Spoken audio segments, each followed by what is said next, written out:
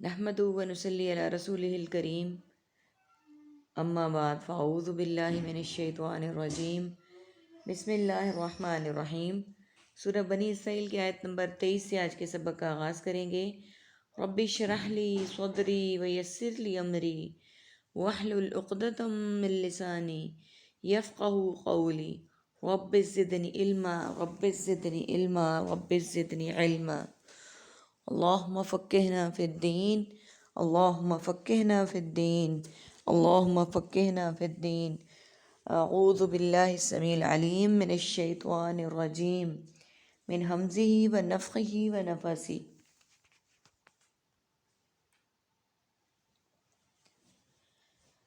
وقضی ربک، اور فیصلہ کر دیا آپ کے رب نے، اللہ تعبدوا، کہ نہ تم عبادت کرو۔ اللہ سبحانہ وتعالیٰ نے کیا فیصلہ کیا کہ تم صرف عبادت کرو، کس کی؟ اپنے رب کی، اس کے علاوہ کسی کی عبادت نہ کرو۔ عبادت کیا ہے؟ انسان کا اللہ تعالیٰ کے احکامات کو ماننا، ان پر سر بسجود ہو جانا، قیام، صلاۃ، قربانی،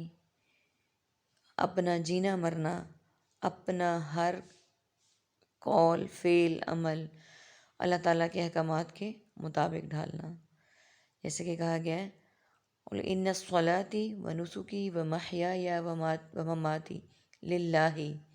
کہ بے شک میری نماز، میری قربانی، میرا جینا اور مرنا اللہ کے لیے ہے۔ یعنی زندگی کے تمام معاملات میں اللہ تعالیٰ کے احکامات پر عمل کرنا اور ان کے مطابق چلنا عبادت ہے۔ کیونکہ قرآن پاک کا موضوع انسان ہے، اور انسانوں کے لیے اللہ تعالیٰ نے قرآن پاک میں زندگی میں انسان کے دنیا میں آنے سے پہلے سے لے کر اس کے مرنے کے بعد تک کے تمام حالات و واقعات اللہ تعالیٰ نے بیان کر دیے ہیں، اور ہمارے لیے اس سے بڑا لاہ عمل اور کہیں نہیں موجود کہ جہاں سے ہمیں زندگی کے کسی معاملے میں رہنمائی نہ ملے۔ اگر ہمیں سے کوئی کہتا ہے کہ ہم ڈھونڈنے میں ناکام ہیں، تو وہ ہمارے اندر کمی ہے جس کی وجہ سے ہم نہیں ڈھونڈ پائے۔ نہیں تو قرآن پاک ایک مکمل ضابطۂ حیات ہے، ایک مکمل رموز و اوقاف ہے، اور اس میں زندگی کا کوئی معاملہ مبہم نہیں رکھا گیا۔ آیت مبارکہ میں پہلے حصے میں عبادت یعنی وحدانیت کی تعلیم کے اللہ سبحانہ وتعالیٰ کہتے ہیں کہ عبادت صرف اس کے لیے کی جائے،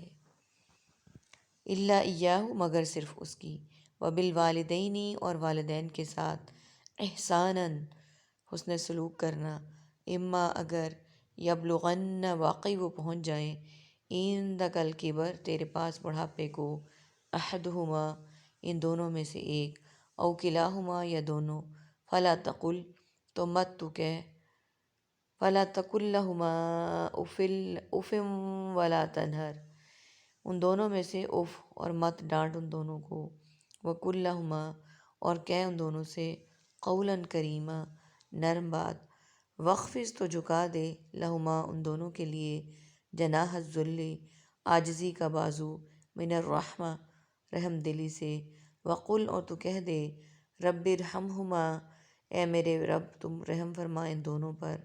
کما ربیانی صغیرا، جس طرح ان دونوں نے پالا مجھے بچپن میں۔ سب سے پہلے میننگز کو دیکھ لیتے ہیں۔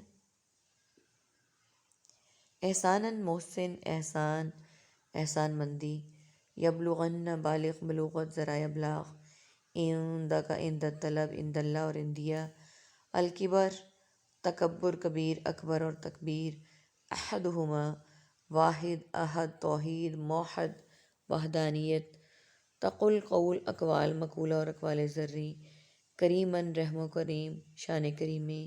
الذلی، ذلیل، ذلت اور رسوائی، من جانب، من و ان، اور من حیث القوم،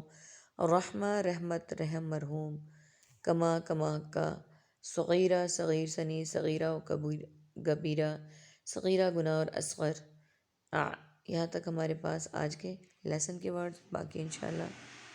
نیکسٹ لیسن کے ساتھ کریں گے۔ عربی کے ورڈز دیکھیے، تنہر ڈانٹ، وقفز جھکا دے جناح بازو، یہ ورڈز ہمارے پاس عربی کے ہیں، باقی سارے سملر ورڈز اور ریپیٹیڈ ہیں۔ آیہ مبارکہ کے سیکنڈ پارٹ میں اللہ سبحانہ و تعالیٰ فرما رہے ہیں کہ عبادت کے لائق صرف وہ ہے، اسی کی شان ہے کہ اس کی عبادت کی جائے، اور والدین کے ساتھ نیکی کرنے کا حکم ہے۔ اور اگر واقعی وہ پہنچ جائیں تیرے پاس بڑھاپے کو، یعنی وہ تیری موجودگی میں ان میں سے کوئی ایک یا دونوں بڑھاپے کو پہنچ جائیں، تو مت کہہ ان دونوں سے اف بھی، تو ان کے ساتھ اونچی آواز میں بات نہ کر، ان کو اف نہ کہہ، اور مت ڈانٹ ان دونوں کو، اور کہہ ان دونوں سے نرم بات۔ یعنی اگر وہ تمہارے سامنے بڑھاپے کو پہنچ جائیں، کوئی ایک یا دونوں، جب تک وہ دونوں موجود ہوتے ہیں تو تب تک وہ ایک دوسرے کے دکھ سکھ کے سانجھی ہوتے ہیں، وہ ایک دوسرے سے معاملات کو ڈسکس کر لیتے ہیں اور ایک دوسرے کو تسلی اور ڈھارس بندھاتے ہیں۔ اگر ان میں سے کوئی ایک چلا جاتا ہے تو دوسرا زیادہ ہمدردی کا مستحق ہو جاتا ہے۔ اور یہی بات یہاں پہ کہی گئی ہے کہ ان دونوں میں سے کوئی بھی یا ایک یا دونوں ان سے سختی سے بات نہ کر، ان کو اف بھی مت کہے، ڈانٹ بھی مت۔ آپ صلی اللہ علیہ وآلہ وسلم کی حیات مبارکہ کا ایک واقعہ ہے کہ ایک شخص نے آپ صلی اللہ علیہ وآلہ وسلم سے آ کے شکایت کی کہ میرا باپ میرے مال سے میرے سے بغیر پوچھے لے لیتا ہے۔ آپ صلی اللہ علیہ وآلہ وسلم نے اس سے کہا کہ جائے وہ اپنا باپ کو بلا کر لائے۔ جب باپ آیا تو راستے میں وہ عربک میں شعر پڑھ رہا تھا، جس کا مفہوم یہ تھا کہ وہ گلہ کر رہا تھا کہ یہ وہ شخص ہے، وہ اولاد ہے میری، جس کو میں نے پال پوس کر اتنا بڑا کیا، اس پر خرچ کیا، اور آج جب یہ اب یہ کمانے کے قابل ہو گیا ہے تو یہ مجھے بے یار و مددگار چھوڑ رہا ہے اور میری شکایت کر رہا ہے اگر میں اس کے مال سے لے رہا ہوں۔ آپ صلی اللہ علیہ وآلہ وسلم کو اللہ تعالیٰ نے وحی کے ذریعے بتا دیا کہ اس باپ کی کنڈیشن یہ ہے اور وہ یہ کہہ رہا ہے۔ تو آپ صلی اللہ علیہ وآلہ وسلم کے پاس جب وہ شخص آیا، آپ نے اس سے پوچھا کہ کیا ایسا ہوتا ہے، اس نے بتانا چاہا تو آپ صلی اللہ علیہ وآلہ وسلم نے اس شخص کو بلایا اور اسے گریبان سے پکڑ کر کہا کہ انتا و مالو کا لِأَبِی کا، تیرا مال اپنے باپ کا ہے، کہ تو صرف مال کی شکایت کر رہا ہے نا، تو خود بھی اور تیرا مال بھی تیرے باپ کا ہے، تو مال کو جیسے تو استعمال کرنے کی صلاحیت رکھتا ہے ویسے ہی تیرے باپ کے پاس اختیارات ہیں۔ سبحان اللہ، اللہ کے نبی نے کیا زبردست انصاف کیا، معاملہ عادلانہ کر دیا۔ اگلی آیت دیکھیے، آیت نمبر 24، اور جھکا دے ان دونوں کے لیے عاجزی کا بازو۔ جناح ذلی جو ہے یہ کہتے ہیں عام طور پہ جیسے مرغی اپنے پر پھیلا کر اس میں اپنے بچوں کو چھپا لیتی ہے، تو یہاں پر یہ کہا گیا کہ جھکا دے ان دونوں کے لیے عاجزی کا بازو، یعنی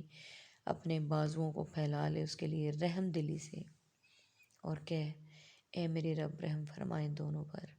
جس طرح ان دونوں نے پالا مجھے بچپن میں۔ یہ بہت پیاری دعا ہے کہ ہم والدین کی زندگی میں بھی، اور جن کے والدین جا چکے ہیں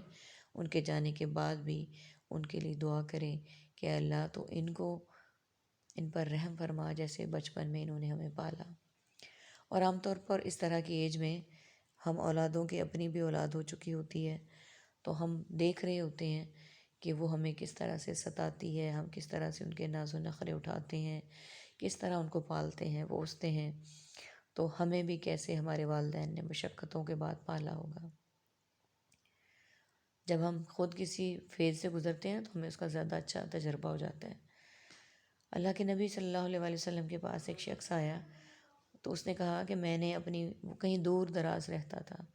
کہ میں نے اپنے والدہ کو اپنے کندھوں پر اٹھایا، میں بیت اللہ شریف اس کو اٹھا کر لے کے آیا، اس کو طواف کروایا، اس کو سعی کروائی، تو کیا میں نے اور اس کے بعد اس کو واپس گھر لے گیا، تو کیا میں نے اپنی والدہ کا حق ادا کر دیا؟ تو آپ صلی اللہ علیہ وآلہ وسلم نے فرمایا کہ وہ ایک رات جو تیری والدہ نے تیرے لیے گزاری جب تو پیدا بھی نہیں ہوا تھا،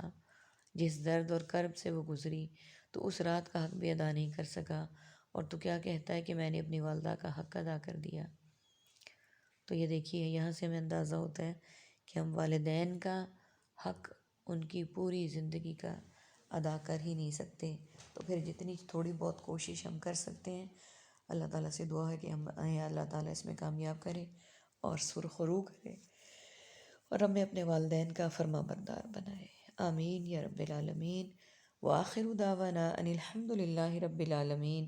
سبحانک اللہم و بحمدک، نشہد ان لا الہ الا انت، نستغفرک و نتوب الیک۔ السلام علیکم ورحمۃ اللہ وبرکاتہ۔